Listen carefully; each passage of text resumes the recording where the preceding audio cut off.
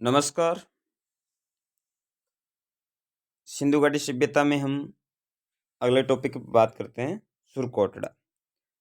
इसकी खोज 1960 में जगपति जोशी के द्वारा की गई थी। सुरकोटड़ा गुजरात के कच्छ के रण में स्थित है, एकमात्र ऐसा स्थल जहां से घोड़े की अस्थियों के साक्ष्य मिले हैं। सुरकोटड़ा सिंधु सभ्यता के विनाश पतन के साक्ष्य भी मिलते हैं। यानी कि सुरकोटड़ा से सिंधु सभ्यता के विनाश के साक्ष्य मिलते हैं कि किस प्रकार से यहाँ पर धीरे धीरे सभ्यता का विनाश हुआ था। यहाँ से तराजू के दो प्लड़े भी प्राप्त हुए हैं। कलश समाधान यहाँ से प्राप्त हुआ है। अपना अगला स्तर आता है धोलावीरा। इसकी खोज 1967-68 में जगपति जोशी के द्वारा की गई थी। यह गुजरात में स्थित है। किस नदी के किनारे है? तो मनहर व मानसर नदी के किनारे धोलावीरा स्थित है। संपूर्ण सिंधु सभ्यता में सबसे सुंदर नगर यह था तथा भारत में स्थित सबसे बड़ा स्थल भी यह माना जाता है। यहाँ से संसार के प्राचीनतम स्टेडियम के साक्ष्य मिलते हैं। सिंधु सभ्यता में प्रथम स्थल जहाँ से उन्नत जल प्रबंध प्रश्न पूछा गया है इसमें कि उन्नत जल प्रबंध के साक्ष्य कहाँ से मिलते हैं, क्योंकि यहाँ पर धोलावीरा में बांधे थी, बड़े बड़े बांध थे, वह नहर थी, तो नहरों के साक्ष्य मिलने के कारण से उन्नत जल प्रबंध के साक्ष्य कहाँ से मिलते हैं? धोलावीरा से प्राप्त मिलते हैं। यहाँ से एक सूचना पत्र प्राप्त हुआ है जिस पर सिंधु लिपि अंकित है। और सबसे बड़ा अभिलेख कहाँ से प्राप्त हुआ है? तो सबसे बड़ा अभिलेख धोलावीरा से प्राप्त हुआ है जो 17 अक्षरों का था। संपूर्ण सिंधु सभ्यता का एकमात्र ऐसा स्थल जो कि 3 भागों में विभाजित था। बाकी पूरी पूरी सभ्यता स्थल 2 भागों में विभाजित है, जबकि यह 3 भागों में विभाजित था। दुर्ग टीला, मध्य टीला और नगर टीला, जिसमें प्रशासनिक लोग पश्चिम भाग में रहते थे, प्रशासनिक और व्यापारी लोग दक्षिण भाग में रहते थे और जन सामान्य लोग पूर्वी भाग में रहा करते थे। आगे हम बात करें धोलावीरा की। धोलावीरा व राखीगढ़ी भारत में खोजे गए सबसे बड़े 2 नगर हैं जो कि संभवतः भारत में राजधानी के रूप में रहे होंगे। हड़प्पा सभ्यता की पहली खगोलीय वेधशाला धोलावीरा में है।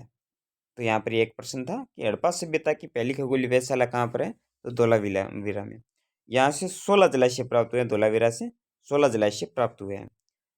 भारत उपमहाद्वीप में खोजे गए क्रमशः सबसे बड़े नगर हैं मोहनजोदड़ो, हड़प्पा, गन्नेडीवाल, धोलावीरा, राखीगढ़ी और कालीबंगा। क्षेत्रफल की दृष्टि से सबसे बड़े नगरों की बात करें तो गन्नेडीवाल, हड़प्पा, मोहनजोदड़ो, धोलावीरा और राखीगढ़ी। एक अभी एक करंट का प्रश्न था कि धोलावीरा विश्व का 39वां विश्व विरासत स्थल घोषित किया गया है, जो विश्व धरोहर सूची में क्या किया गया है? शामिल किया गया है। ये अपनी करंट का प्रश्न है। पिछले साल इसको घोषित किया गया था 2021 में। बनवाली या बनावली, इसकी खोज हरियाणा में स्थित ये स्थल है और इसकी खोज रविंद्र सिंह बिष्ट ने की थी। 1973 में इसकी खोज की गई थी। यह सरस्वती नदी के किनारे पर स्थित है। यहाँ से जौ के उत्तम किस्म की खेती के साक्ष्य मिले हैं। तिल व सरसों के ढेर मिले हैं। तांबे के बाणाग्र मिले हैं। मिट्टी के बर्तन व मिट्टी का हल मिला है। मातृ देवी की मरण मूर्ति मिली है। कुछ मोहरें मिली है जिन पर मातृ देवी का अंकन भी मिलता है। जहाँ सिंधु सभ्यता में नाली व्यवस्था इसकी सबसे महत्वपूर्ण विशेषता थी, जबकि बनवाली में नाली व्यवस्था का अभाव था। सिंधु सभ्यता में संपूर्ण स्थलों में नाली व्यवस्था बनी हुई थी, लकड़ी की नालियाँ थी, जबकि यहाँ पर बात करें बनावली में तो यहाँ पर नाली व्यवस्था का क्या था? अभाव था। बनावली से सोने की परत चढ़े मनके मिले हैं, इसलिए इसे समृद्धों का शहर भी कहते हैं। कुछ प्रश्न ऊपर देख लेते हैं। जैसे मैंने कहा था कि वर्तमान में घोड़े के अलग अलग प्रकार के साक्ष्य मिलने के कारण से सिंधु सभ्यता में लोग घोड़े से भी परिचित थे। अस्सा राव के अनुसार लोथल व रंगपुर से घोड़े की मरण मूर्तियां प्राप्त हुई है। राणागुड़े से घोड़े के दांत प्राप्त हुए हैं। देमाबाद से काश्य का रथ प्राप्त हुआ है और सुरकोटरा से घोड़े के अस्थि पंजर प्राप्त हुए हैं। तो इसलिए इन तथ्यों के आधार पर हम कह सकते हैं कि सिंधु सभ्यता के लोग घोड़े से क्या थे? परिचित थे। अगला स्थल अपना आता है राखीगढ़ी। इसकी खोज रफीक मुगल के द्वारा की गई थी। यह हरियाणा में स्थित है।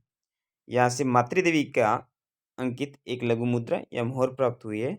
इसका व्यापक रूप से उत्खनन 1997-98 में अमरेंद्र नाथ के द्वारा किया गया था। अगला अपना स्थल आता है रोपड़, जिसका प्राचीन या वर्तमान नाम रूपनगर था। ये पंजाब में स्थित है। यह सतलज नदी के किनारे स्थित इस स्थल की खोज यज्ञदत्त शर्मा द्वारा 1956 में इसका उत्खनन किया गया था और इसकी खोज 1953 में की गई थी। यहाँ से मानव के साथ कुत्ते के शवाधान के साक्ष्य भी प्राप्त होते हैं। आज़ादी के बाद उत्खनन में यह प्रथम खोज है और 1953 के आसपास कालीबंगा की भी खोज की गई थी। BSIP, ये एक करंट का प्रश्न मिला था मुझे। BSIP लखनऊ और भारतीय पुरातत्व सर्वेक्षण नई दिल्ली द्वारा किए गए एक अध्ययन के अनुसार लगभग 4000 वर्ष पहले हड़प्पा सभ्यता के दौरान रहने वाले लोग राजस्थान में मल्टीग्रेन लड्डू का सेवन करते थे। ये कोई करंट का प्रश्न था। वर्तमान में खोजों के आधार पर अपने यह ज्ञात हुआ है कि मल्टीग्रेन लड्डू का क्या करते थे, सेवन करते थे।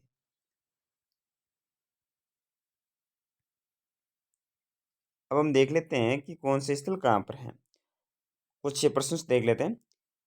सैंधवकालीन स्थल से अग्निकुंड कहाँ कहाँ से प्राप्त हुए हैं? तो अग्निकुंड कालीबंगा से प्राप्त हुए हैं, राखीगढ़ी से प्राप्त हुए हैं, लोथल से प्राप्त हुए हैं और बनावली से प्राप्त हुए हैं। फिर 12th की किताब में आ रखे हैं इस प्रकार से, प्रशासनिक दृष्टि से 4 बड़े केंद्र हड़प्पा, मोहनजोदड़ो, कालीबंगा और लोथल। कौन सा स्थल किस नदी के किनारे है?